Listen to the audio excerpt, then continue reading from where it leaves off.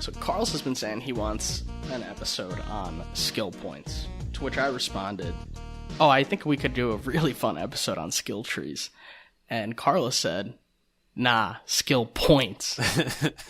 Carlos, what do you have to say about skill points where you're not going to let me talk about skill trees? Okay, so I think we're kind of starting to get into, we've already talked about player progression, I think, in a lot of different ways, but I think we're starting to like tickle upon the idea of really diving into like character/player progression.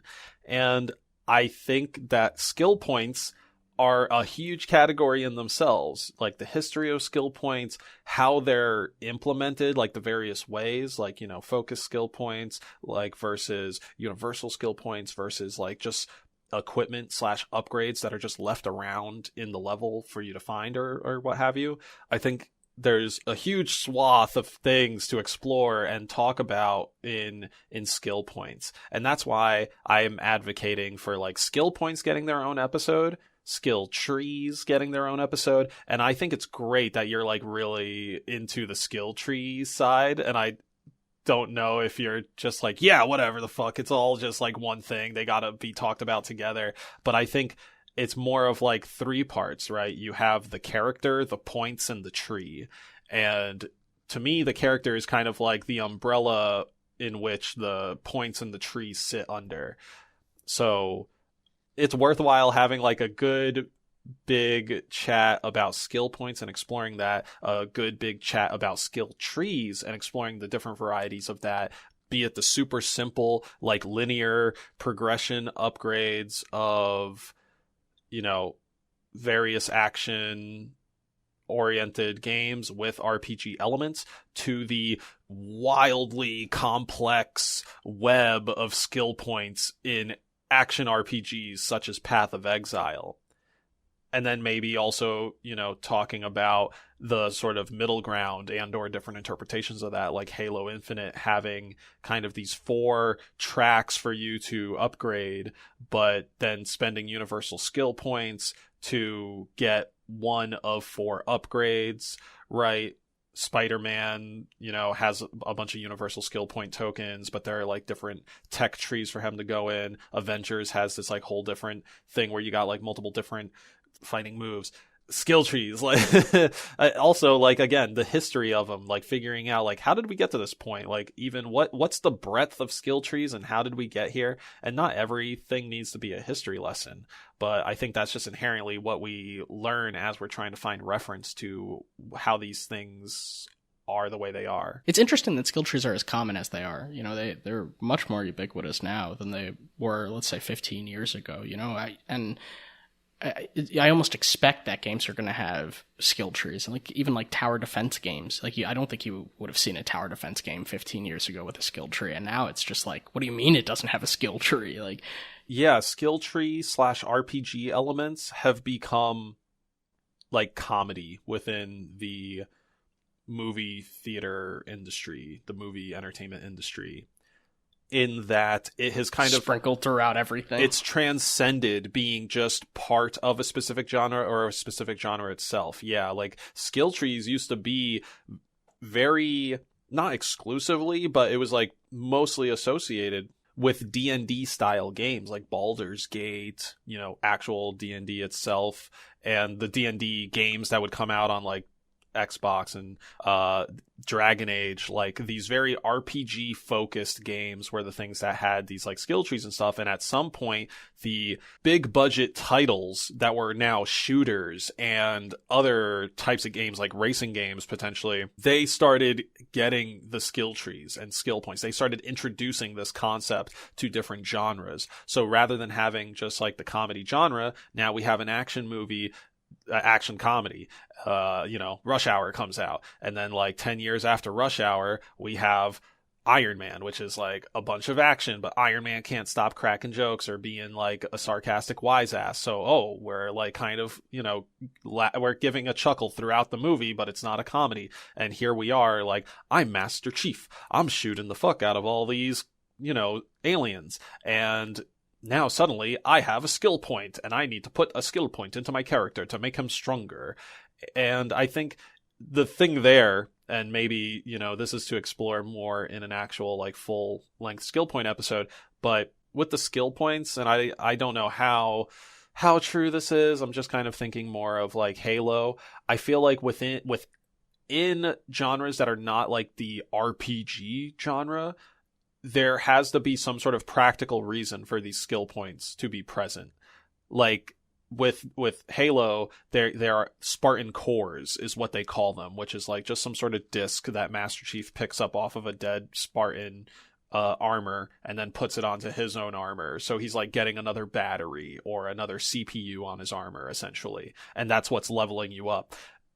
Whereas in a Dragon Age or a Path of Exile, it's very acknowledged that you are just absorbing essence. Like whatever the XP is, they either acknowledge it as just experience points or as some sort of like ethereal essence. And it's much more reliant on the magic circle of like, yeah, whatever, like I'm just a character. Let me just pour all these numbers into a person.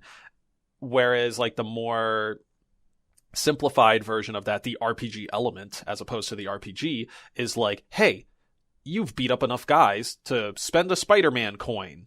Or like, again, with Master Chief, like you've made it to this piece of armor. Now put this piece of armor on your armor. It's not like, I would say it's not like old God of War, where a bunch of red orbs would come out and after killing an enemy, and then Kratos would walk over them and suddenly you just had a bunch of blood XP to spend on Kratos. It's now much more that Kratos has reached this like specific chest and he's opened it and it's given him a rune of upgrade, and the upgrade now lets him do a new move because he put a rune on himself or some shit. Yeah, skill points kind of have two functions. One is that it's incentivizing you to keep playing the game, right? It's like, oh, look, you've done so well. You gained another level.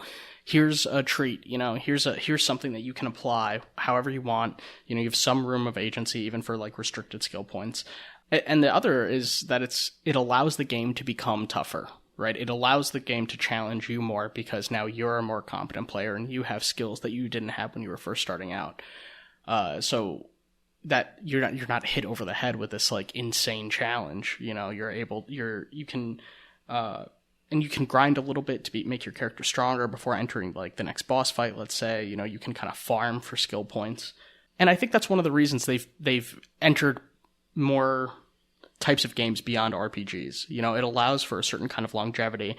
Like PS2 Spider-Man, didn't have a skill tree, and PS4 does, and it gives you yet another reason to continue playing that game, and there's tangible progress that you can be making as you're applying your skill points. You're unlocking new move sets, you're becoming faster, all of those things. You're increasing health. But if you wreck your skill tree, right, like with Mario and Rabbids, right, I think I must have like just totally tanked my skill tree. I like had a terrible strategy. I didn't look up what I should be doing, and I got to a point where like the game is not like really passable. I'd have to continue to farm lower levels in order to be able to beat the game, or maybe start a new game now that I understand the overall mechanics and what I should be, looking for.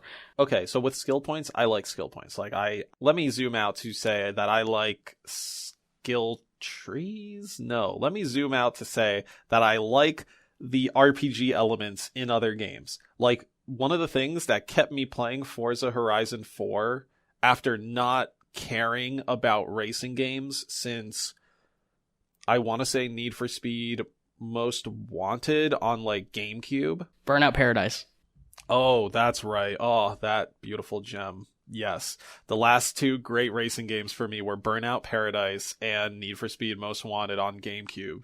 Forza Horizon 4 I called it a car PG jokingly because suddenly there was a whole fucking skill. They called it a skill tree, certainly, or it's like a skill grid, but it almost is a tree in that like there's a grid, four squares by 4 squares, right? The only skill you have unlocked is in the bottom left. Once you buy this skill, it unlocks any skills it's touching to the top, down, left, or right of it.